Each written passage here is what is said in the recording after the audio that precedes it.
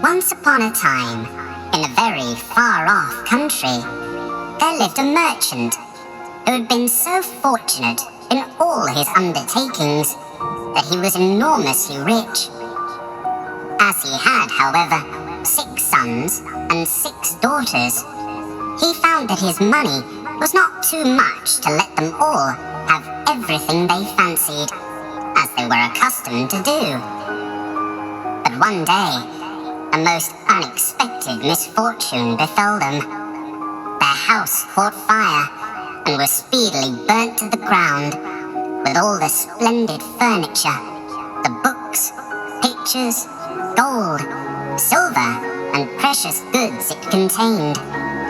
And this was only the beginning of their troubles. Their father, who had until this moment prospered in all ways, suddenly lost every ship he had upon the sea, either by dint of pirates, shipwreck, or fire. Then he heard that his clerks in distant countries, whom he trusted entirely, had proved unfaithful, and at last, from great wealth, he fell into the direst poverty. All that he had left was a little house in a desolate place, at least 100 leagues from the town in which he had lived. And to this, he was forced to retreat with his children, who were in despair at the idea of leading such a different life. Indeed, the daughters at first hoped that their friends, who had been so numerous while they were rich, would insist on their staying in their houses, now they no longer possessed one. But they soon found that they were left alone, and that their former friends even attributed their misfortunes to their own extravagance, and showed no intention of offering them any help. So nothing was left for them but to take their departure to the cottage, which stood in the midst of a dark forest, and seemed to be the most dismal place upon the face of the earth. As they were too poor to have any servants, the girls had to work hard, like peasants, and the sons, for their part, cultivated the fields to earn their living. Roughly clothed and living in the simplest way, the girls regretted unceasingly the luxuries and amusements of their former life. Only the youngest tried to be brave and cheerful. She had been as sad as anyone when misfortune overtook her father. But, soon recovering her natural gaiety, she set to work to make the best of things, to amuse her father and brothers as well as she could, and to try to persuade her sisters to join her in dancing and singing. But they would do nothing of the sort, and because she was not as doleful as themselves, they declared that this miserable life was all she was fit for. But she was really far prettier and cleverer than they were. Indeed, she was so lovely that she was always called Beauty. After 2 years, when they were all beginning to get used to their new life, something happened to disturb their tranquility. Their father received the news that one of his ships, which he had believed to be lost, had come safely into port with a rich cargo. All the sons and daughters at once thought that their poverty was at an end, and wanted to set out directly for the town. But their father, who was more prudent, begged them to wait a little, and, though it was harvest time, and he could ill be spared, determined to go himself first to make inquiries. Only the youngest daughter had any doubt but that they would soon again be as rich as they were before, or at least rich enough to live comfortably in some town, where they would find amusement and gay companions once more. So they all loaded their father with commissions for jewels and dresses, which it would have taken a fortune to buy. Only Beauty, feeling sure that it was of no use, did not ask for anything. Her father, noticing her silence, said, "And what shall I bring for you, beauty?" "The only thing I wish for is to see you come home safely," she answered. But this only vexed her sisters, who fancied she was blaming them for having asked for such costly things. Her father, however, was pleased. But as he thought that, at her age, she certainly ought to like pretty presents, he told her to choose something. "Well, dear father," she said, "as you insist upon it, I beg that you will bring me a rose. I have not seen one since we came here, and I love them so much." So the merchant set out and reached the town as quickly as possible, but only to find that his former companions, believing him to be dead, had divided between them the goods which the ship had brought. And after 6 months of trouble and expense, he found himself as poor as when he started, having been able to recover only just enough to pay the cost of his journey. To make matters worse, he was obliged to leave the town in the most terrible weather, so that by the time he was within a few leagues of his home, he was almost exhausted with cold and fatigue. Though he knew it would take some hours to get through the forest, he was so anxious to be at his journey's end that he resolved to go on. But night overtook him, and the deep snow and bitter frost made it impossible for his horse to carry him any further. Not a house was to be seen. The only shelter he could get was the hollow trunk of a great tree, and there he crouched all the night, which seemed to him the longest he had ever known. In spite of his weariness, the howling of the wolves kept him awake, and even when at last the day broke, he was not much better off, for the falling snow had covered up every path, and he did not know which way to turn. At length, he made out some sort of track, and though at the beginning it was so rough and slippery that he fell down more than once, it presently became easier, and led him into an avenue of trees, which ended in a splendid castle. It seemed to the merchant very strange that no snow had fallen in the avenue, which was entirely composed of orange trees, covered with flowers and fruit. When he reached the first court of the castle, he saw before him a flight of agate steps, and went up them, and passed through several splendidly furnished rooms. The pleasant warmth of the air revived him, and he felt very hungry. But there seemed to be nobody in all this vast and splendid palace whom he could ask to give him something to eat. Deep silence reigned everywhere, and at last, tired of roaming through empty rooms and galleries, he stopped in a room smaller than the rest, where a clear fire was burning, and a couch was drawn up closely to it. Thinking that this must be prepared for someone who was expected, he sat down to wait till he should come, and very soon fell into a sweet sleep. When his extreme hunger wakened him after several hours, he was still alone.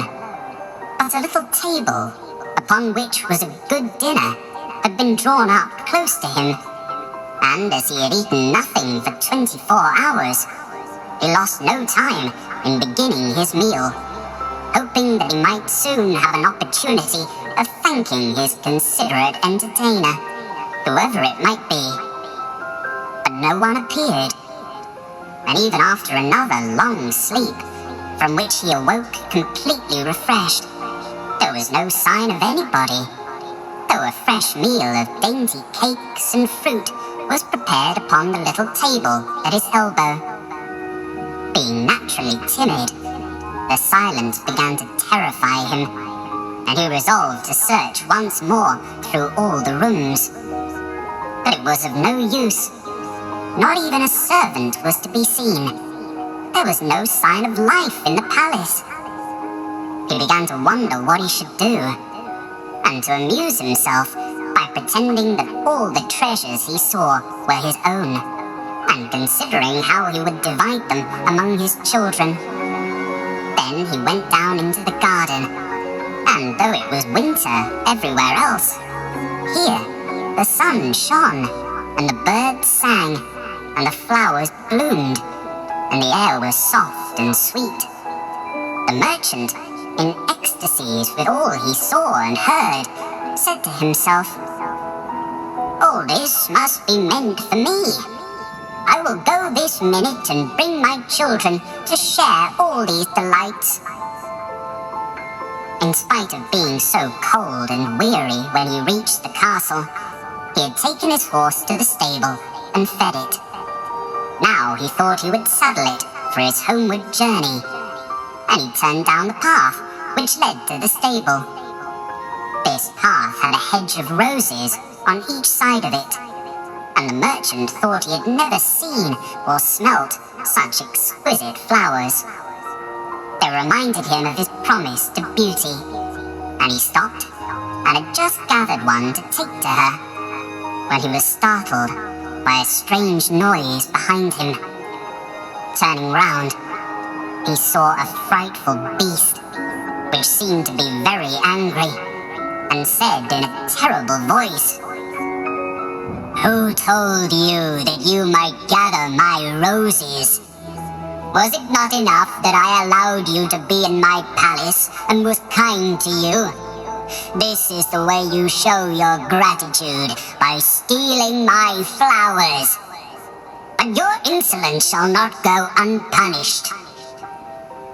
The merchant, terrified by these furious words, dropped the fatal rose, and throwing himself on his knees, cried, "Pardon me, noble sir. I am truly grateful to you for your hospitality, which was so magnificent that I could not imagine that you would be offended by my taking such a little thing as a rose." But the beast's anger was not lessened by this speech. "You are very ready with excuses and flattery," he cried, "but that will not save you from the death you deserve." "Alas," thought the merchant, "if my daughter could only know what danger her rose has brought me into." And in despair, he began to tell the beast all his misfortunes and the reason of his journey, not forgetting to mention Beauty's request. "The king's ransom would hardly have procured all that my other daughters asked," he said, "but I thought that I might at least take Beauty her rose. I beg you to forgive me, for you see, I meant no harm." The beast considered for a moment, and then he said, in a less furious tone, "I will forgive you on one condition. That is, that you will give me one of your daughters." "Oh," cried the merchant, "if I were cruel enough to buy my own life at the expense of one of my children's, what excuse could I invent to bring her here?" "No excuse would be necessary," answered the beast. "If she comes at all, she must come willingly. On no other condition will I have her. See if any one of them is courageous enough and loves you well enough to come and save your life. You seem to be an honest man, so I will trust you to go home. I give you a month to see if either of your daughters will come back with you and stay here, to let you go free. If neither of them is willing, you must come alone, after bidding them goodbye forever. And then you will belong to me.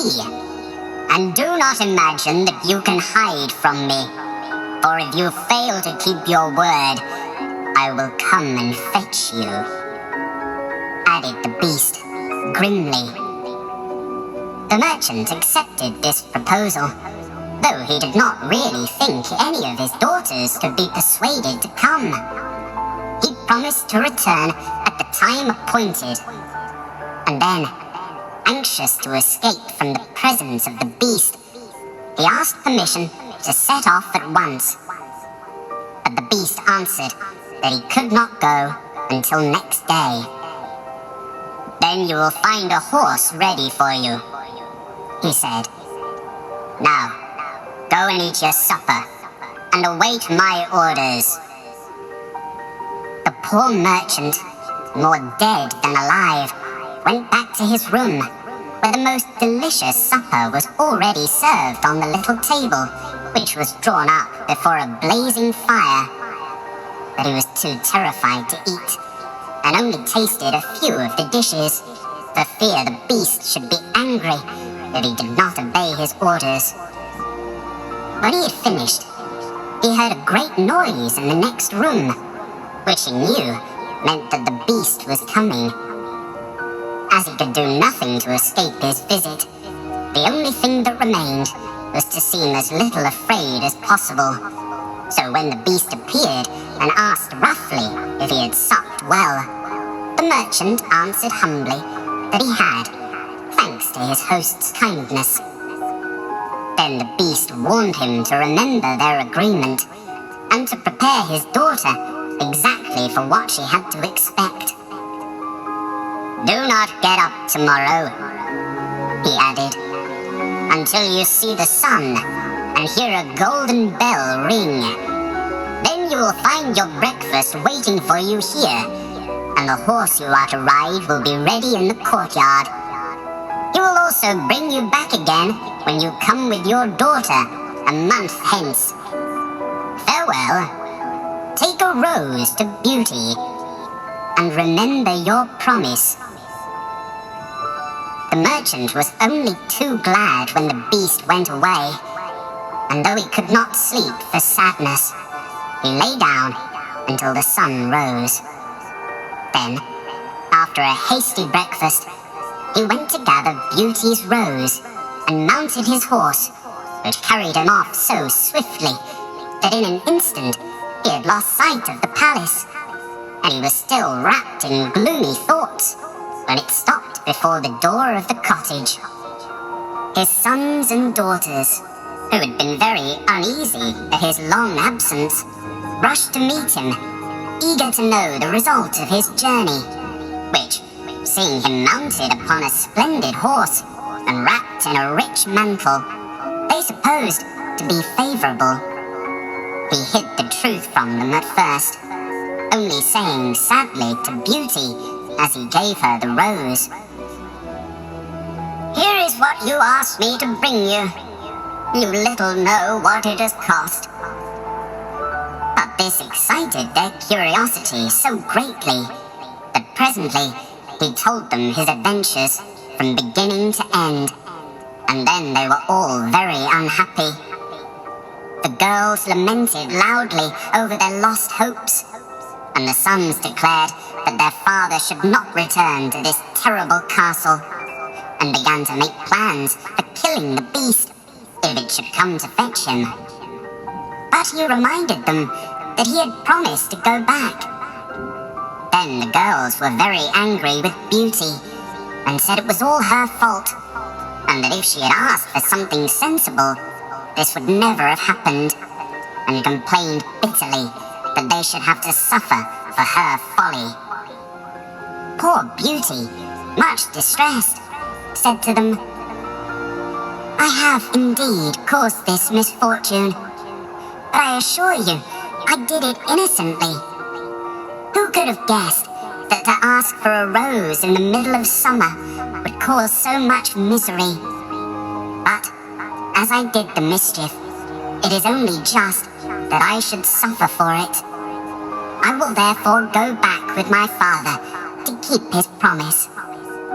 At first, nobody would hear of this arrangement, and her father and brothers, who loved her dearly, declared that nothing should make them let her go. But Beauty was firm. As the time drew near, she divided all her little possessions between her sisters and said goodbye to everything she loved. And when the fatal day came, she encouraged and cheered her father as they mounted together the horse which had brought him back.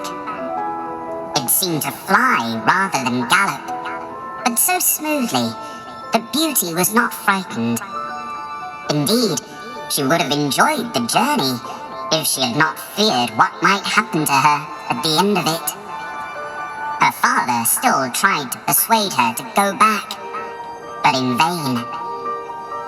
While they were talking, the night fell, and then, to their great surprise, wonderful coloured lights began to shine in all directions, and splendid fireworks blazed out before them. All the forest was illuminated by them, and even felt pleasantly warm, though it had been bitterly cold before. This lasted until they reached the avenue of orange trees, where were statues holding flaming torches. And when they got nearer to the palace, they saw that it was illuminated from the roof to the ground, and music sounded softly from the courtyard. "The beast must be very hungry," said Beauty, trying to laugh. "If he makes all this rejoicing over the arrival of his prey."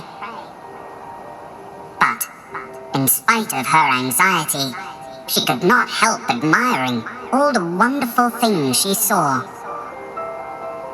The horse stopped at the foot of the flight of steps leading to the terrace, and when they had dismounted, her father led her to the little room he had been in before, where they found a splendid fire burning, and the table daintily spread with a delicious supper. The merchant knew that this was meant for them, and Beauty, who was rather less frightened now that she had passed through so many rooms and had seen nothing of the beast, was quite willing to begin, for her long ride had made her very hungry. But they had hardly finished their meal when the noise of the beast's footsteps was heard approaching, and Beauty clung to her father in terror, which became all the greater when she saw how frightened he was. But when the beast really appeared, though she trembled at the sight of him, she made a great effort to hide her terror and saluted him respectfully. This evidently pleased the beast. After looking at her, he said, in a tone that might have struck terror into the boldest heart, though he did not seem to be angry, "Good evening, old man. Good evening, Beauty." The merchant was too terrified to reply, but Beauty answered sweetly, "Good evening, beast." "Have you come willingly?" asked the beast. "Will you be content to stay here when your father goes away?" Beauty answered bravely that she was quite prepared to stay. "I am pleased with you," said the beast. "As you have come of your own accord, you may stay. As for you, old man," he added, turning to the merchant, "at sunrise tomorrow, you will take your departure. When the bell rings, get up quickly and eat your breakfast, and you will find the same horse waiting to take you home. But remember that you must never expect to see my palace again." Then, turning to Beauty, he said, "Take your father into the next room and help him to choose everything you think your brothers and sisters would like to have. You will find 2 traveling trunks there. Fill them as full as you can. It is only just that you should send them something very precious as a remembrance of yourself." Then he went away after, saying, "Goodbye, Beauty. Goodbye, old man."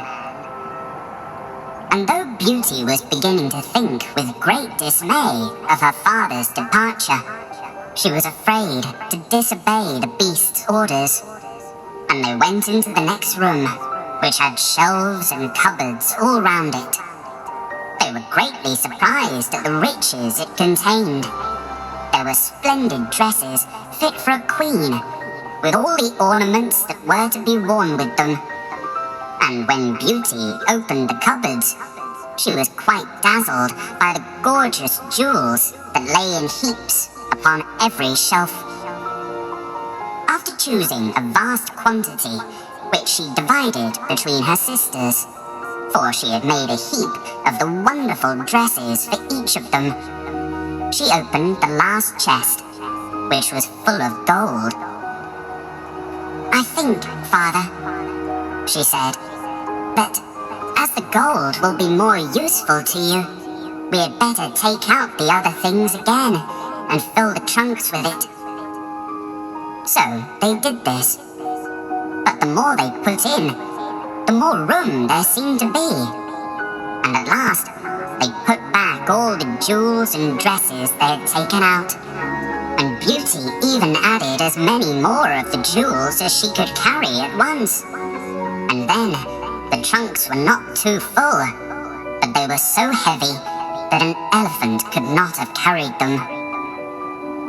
"The beast was mocking us," cried the merchant. "He must have pretended to give us all these things, knowing that I could not carry them away." "Let us wait and see," answered Beauty. "I cannot believe that he meant to deceive us. All we can do is to fasten them up and leave them ready." So they did this, and returned to the little room, where, to their astonishment, they found breakfast ready. The merchant ate his with a good appetite, as the beast's generosity made him believe that he might perhaps venture to come back soon and see Beauty. But she felt sure that her father was leaving her forever, so she was very sad when the bell rang sharply for the second time and warned them that the time had come for them to part. They went down into the courtyard, where 2 horses were waiting. One loaded with the 2 trunks, the other for him to ride. They were pawing the ground in their impatience to start, and the merchant was forced to bid Beauty a hasty farewell. And as soon as he was mounted, he went off at such a pace that she lost sight of him in an instant. Then Beauty began to cry, and wandered sadly back to her own room. But she soon found that she was very sleepy, and as she had nothing better to do, she lay down and instantly fell asleep. And then she dreamed that she was walking by a brook bordered with trees, and lamenting her sad fate, when a young prince, handsomer than anyone she had ever seen, and with a voice that went straight to her heart, came and said to her, "Ah, Beauty, you are not so unfortunate as you suppose. Here, you will be rewarded for all you have suffered elsewhere. Your every wish shall be gratified. Only try to find me out, no matter how I may be disguised, as I love you dearly, and in making me happy, you will find your own happiness. Be as true-hearted as you are beautiful, and we shall have nothing left to wish for." "What can I do, Prince, to make you happy?" said Beauty. "Only be grateful," he answered, "and do not trust too much to your eyes. And above all, do not desert me until you have saved me from my cruel misery." After this, she thought she found herself in a room with a stately and beautiful lady, who said to her, "Dear Beauty, try not to regret all you have left behind you. for you are destined to a better fate. Only, do not let yourself be deceived by appearances. Beauty found her dreams so interesting that she was in no hurry to awake. But presently, the clock roused her by calling her name softly 12 times. And then she got up and found her dressing table set out with everything she could possibly want. And when her toilet was finished, she found dinner was waiting in the room next to hers. But dinner does not take very long when you are all by yourself. And very soon, she sat down cozily in the corner of a sofa and began to think about the charming prince she had seen in her dream. He said I could make him happy, said Beauty to herself. It seems, then, that this horrible beast keeps him a prisoner. How can I set him free? I wonder why they both told me not to trust to appearances. I don't understand it. But after all, it was only a dream. So why should I trouble myself about it? I'd better go and find something to do to amuse myself. So she got up and began to explore some of the many rooms of the palace. The first she entered was lined with mirrors, and Beauty saw herself reflected on every side, and thought she had never seen such a charming room. Then a bracelet, which was hanging from a chandelier, caught her eye, and on taking it down, she was greatly surprised to find that it held a portrait of her unknown admirer, just as she had seen him in her dream. With great delight, she slipped the bracelet on her arm and went on into a gallery of pictures, where she soon found a portrait of the same handsome prince, as large as life, and so well painted that as she studied it, he seemed to smile kindly at her. Tearing herself away from the portrait at last, she passed through into a room which contained every musical instrument under the sun. And here she amused herself for a long while in trying some of them and singing until she was tired. The next room was a library, and she saw everything she had ever wanted to read, as well as everything she had read. And it seemed to her that a whole lifetime would not be enough to even read the names of the books. There were so many. By this time, it was growing dusk, and wax candles in diamond and ruby candlesticks were beginning to light themselves in every room. Beauty found her supper served just at the time she preferred to have it.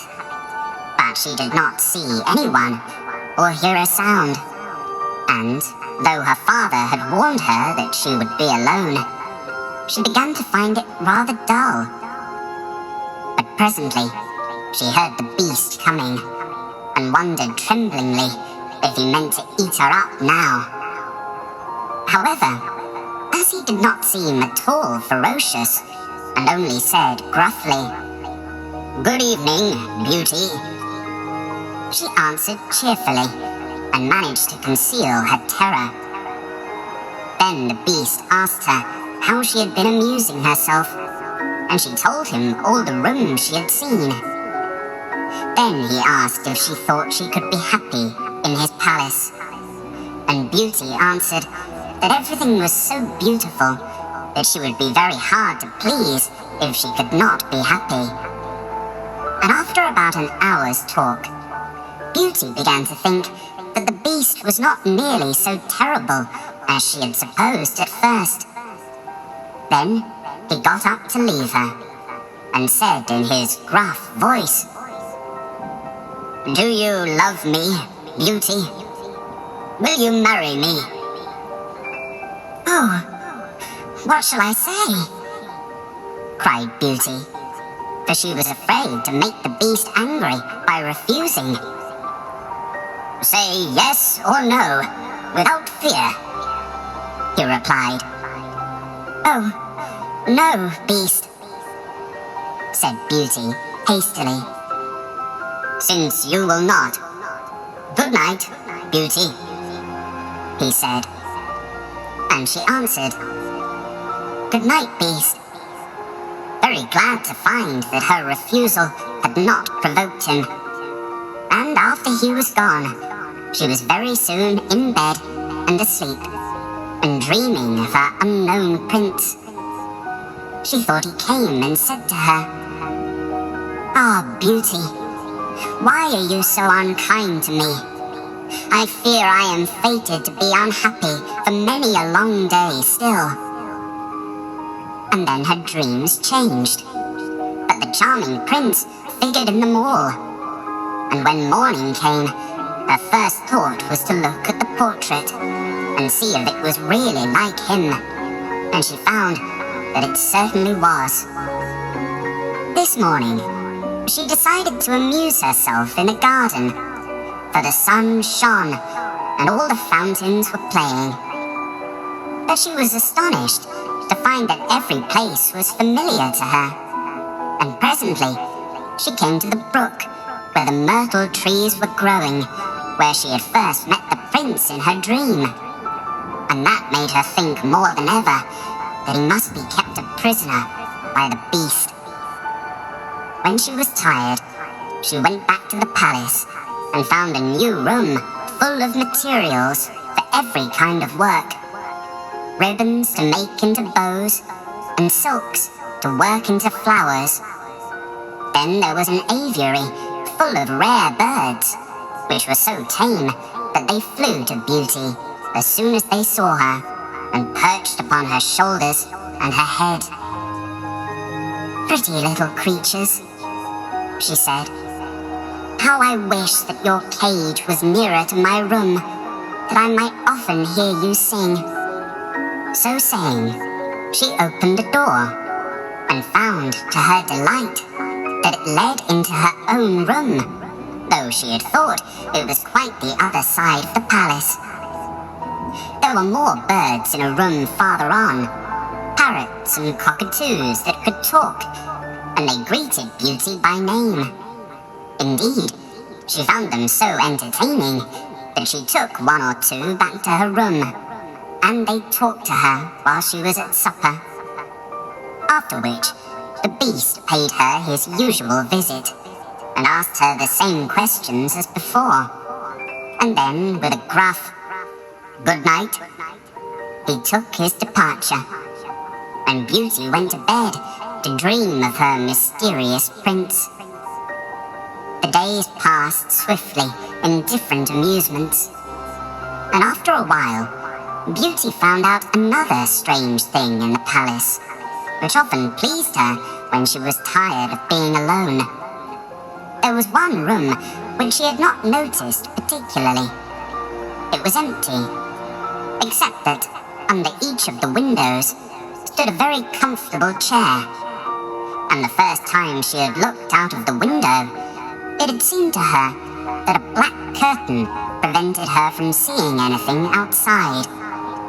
But the second time she went into the room, happening to be tired, she sat down in one of the chairs, when instantly the curtain was rolled aside, and a most amusing pantomime was acted before her. There were dances and coloured lights and music and pretty dresses, and it was all so gay that Beauty was in ecstasies.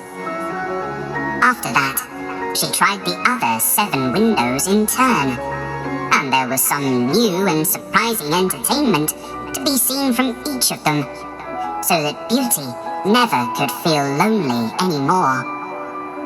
Every evening after supper, the beast came to see her, and always before saying goodnight, asked her in his terrible voice, "Beauty, will you marry me?" And it seemed to Beauty, now she understood him better, that when she said, "No, Beast," he went away quite sad. But her happy dreams of the handsome young prince soon made her forget the poor beast, and the only thing that at all disturbed her was to be constantly told to distrust appearances, to let her heart guide her, and not her eyes, and many other equally perplexing things, which, consider as she would, she could not understand. So everything went on for a long time, until at last, happy as she was, Beauty began to long for the sight of her father and her brothers and sisters. And one night, seeing her look very sad, the Beast asked her what was the matter. Beauty had quite ceased to be afraid of him.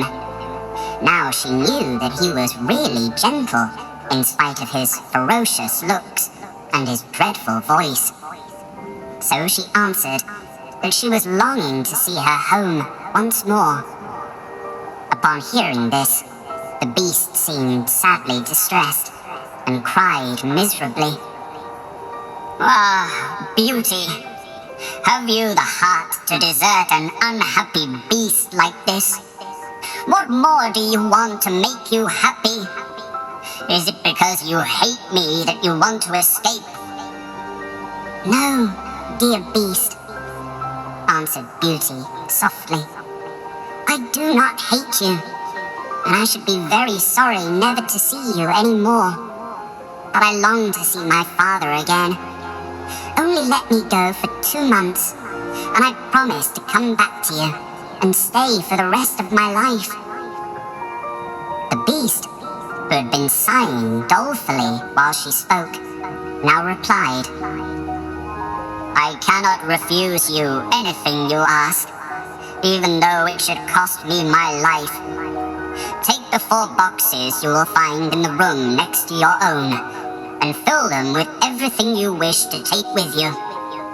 But remember your promise, and come back when the 2 months are over, or you may have cause to repent it. For if you do not come in good time, you will find your faithful Beast dead. You will not need any chariot to bring you back.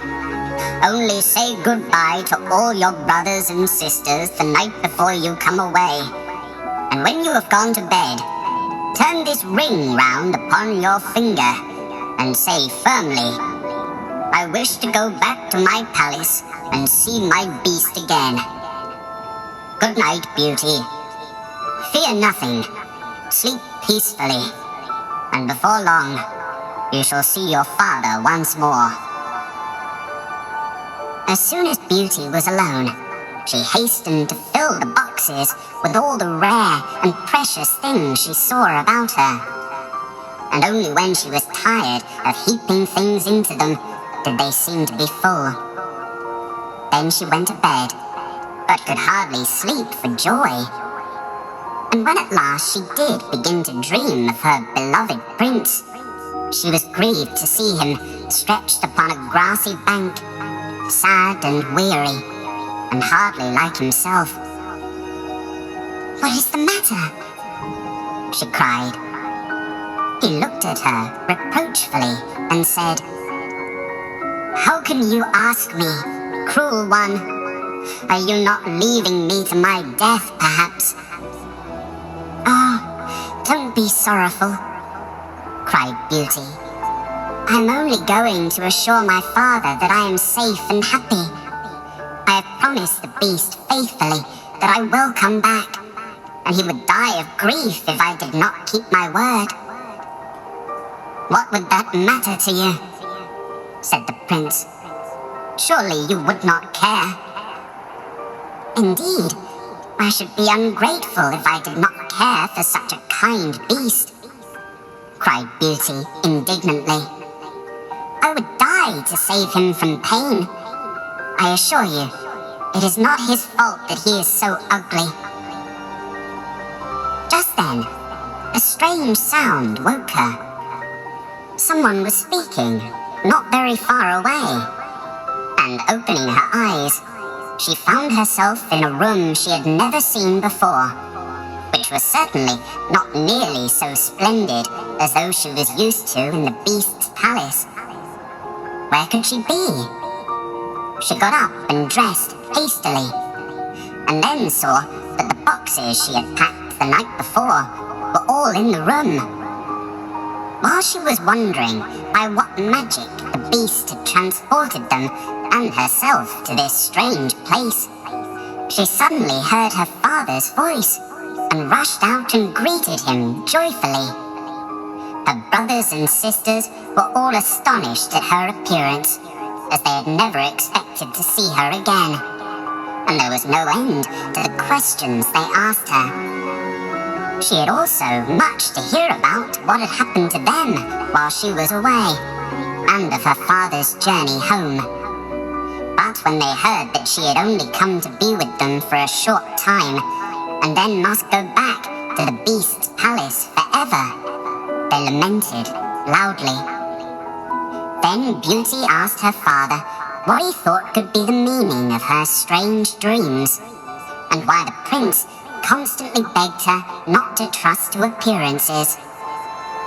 After much consideration, he answered, "You tell me yourself that the beast, frightful as he is, loves you dearly, and deserves your love and gratitude for his gentleness and kindness.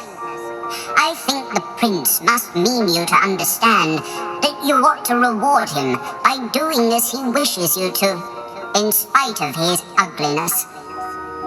Beauty could not help seeing that this seemed very probable. Still, when she thought of her dear prince, who was so handsome, she did not feel at all inclined to marry the beast. At any rate, for 2 months, she need not decide, but could enjoy herself with her sisters.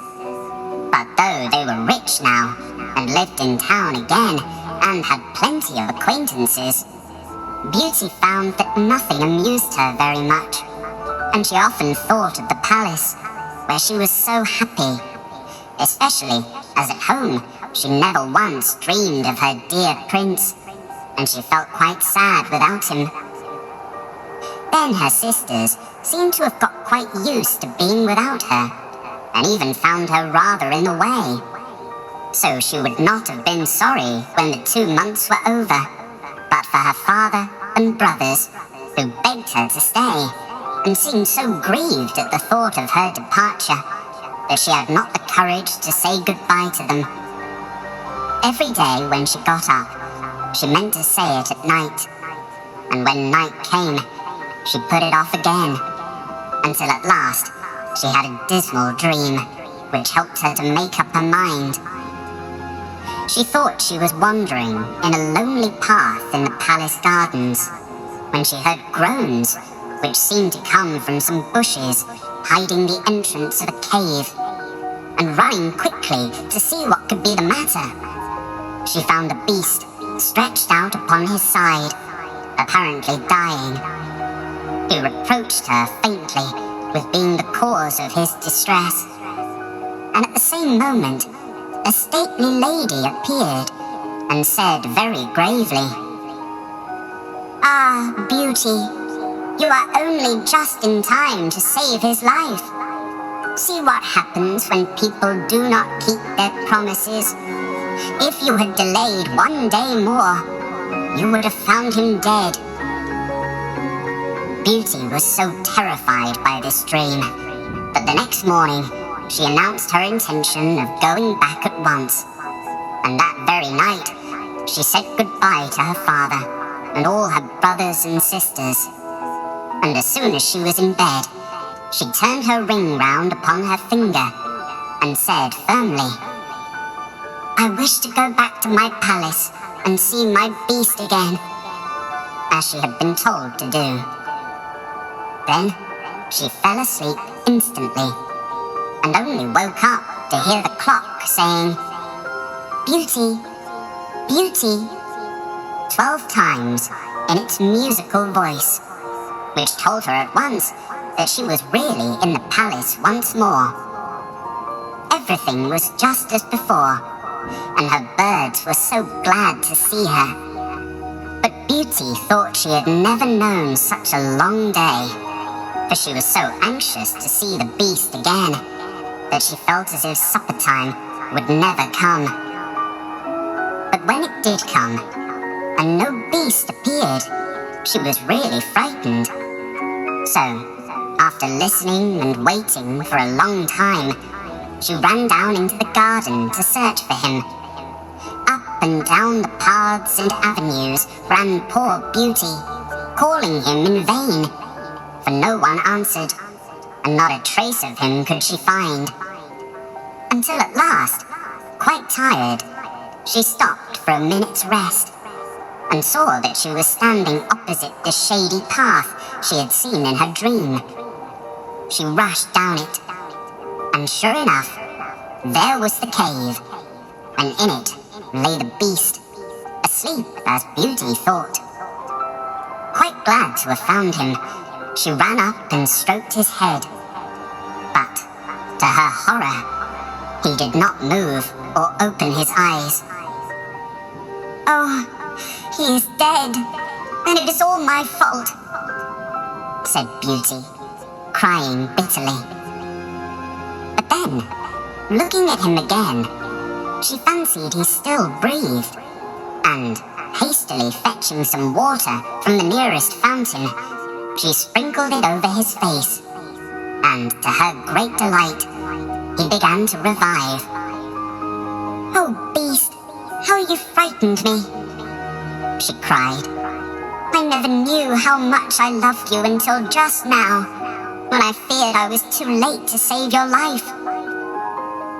"Can you really love such an ugly creature as I am?"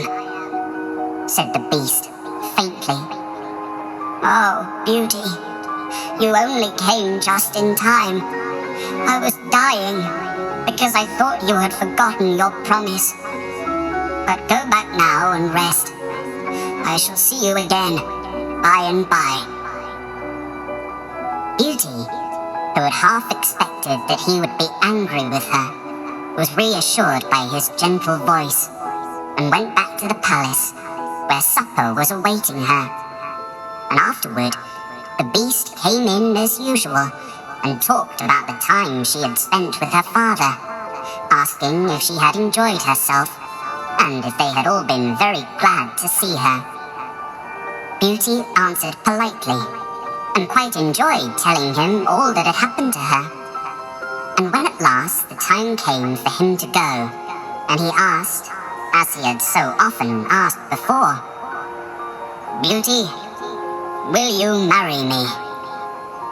She answered softly, "Yes, dear beast." As she spoke, a blaze of light sprang up before the windows of the palace. Fireworks crackled and guns banged, and across the avenue of orange trees, in letters all made of fireflies, was written, "Long live the prince and his bride." Turning to ask the beast what it could all mean, Beauty found that he had disappeared, and in his place stood her long-loved prince.